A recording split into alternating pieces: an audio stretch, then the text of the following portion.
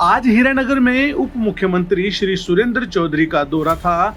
कांग्रेस जिला महासचिव रमेश कुंडल भी अपने साथियों सहित प्रोग्राम में पहुंचे, जिसमें मुख्य रूप से रतन चौधरी, राजेंद्र शर्मा, कुलदीप शर्मा, राजेंद्र कुमार सतपाल शामिल थे।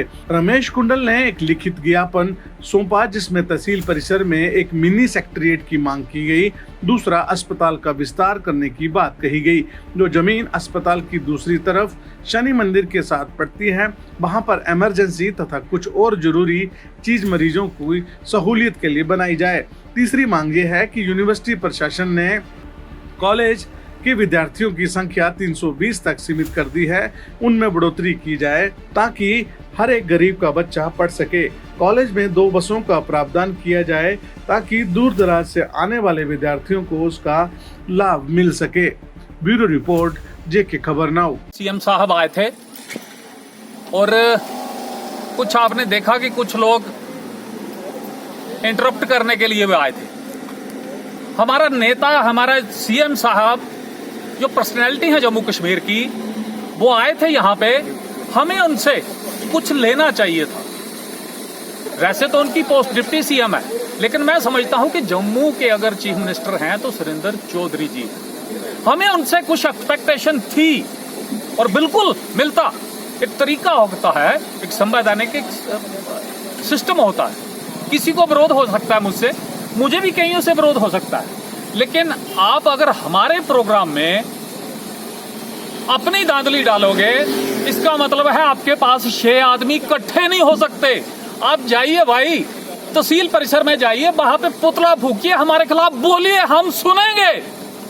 लेकिन इस तरह से किसी प्रोग्राम को खराब करना, ये आला दर्जे की बदतमीजी है, इससे कुछ और नहीं निकलता। अब जो मेमोरेंडम की बात करूं मैं, तो हमने बहुत 3 मुद्दे खास तौर पे इस पे दिए गए थे।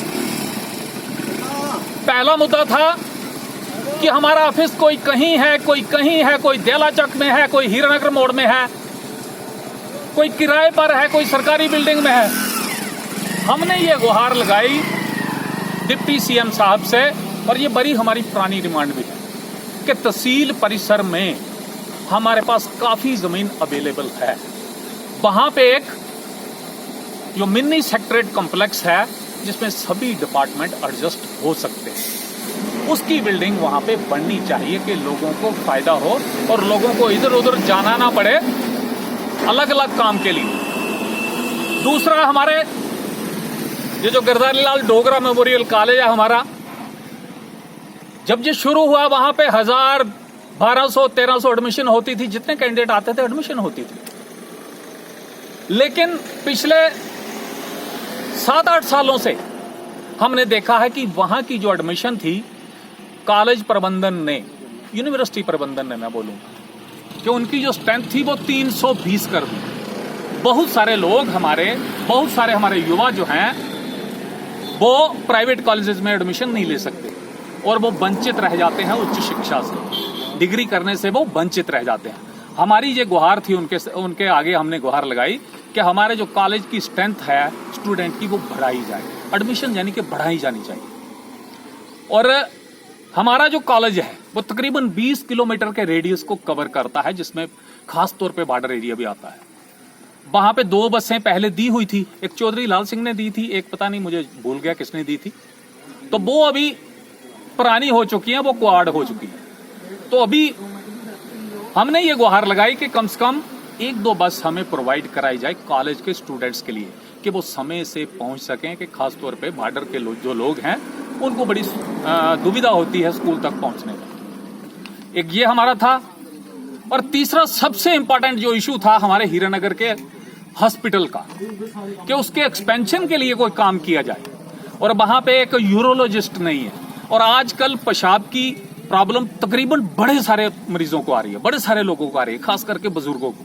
तो यूरोलॉजिस्ट की यहाँ पे पोस्ट क्रिएट की जाए, हमें एक यूरोलॉजिस्ट दी जाए। और दूसरा, जो इमरजेंसी वगैरह है, जहाँ जो पेशेंट दिखाने को आते हैं लोग, जब पर्ची कटवाने को जब हम लाइन में लगते हैं लोग, तो वहां पे जगह ही नहीं है हमारे हॉस्पिटल में कि वो साए में बैठे या कोई शेड बन जाए वहां पे।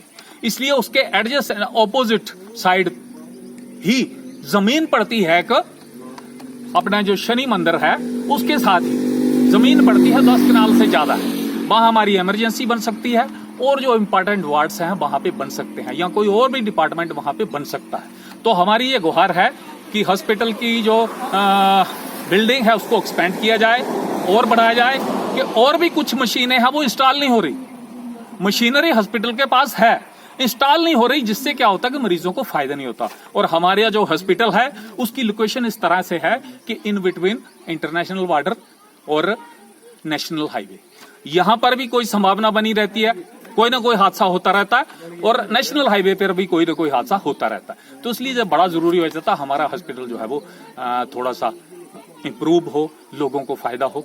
जय हिंद, जय भारत।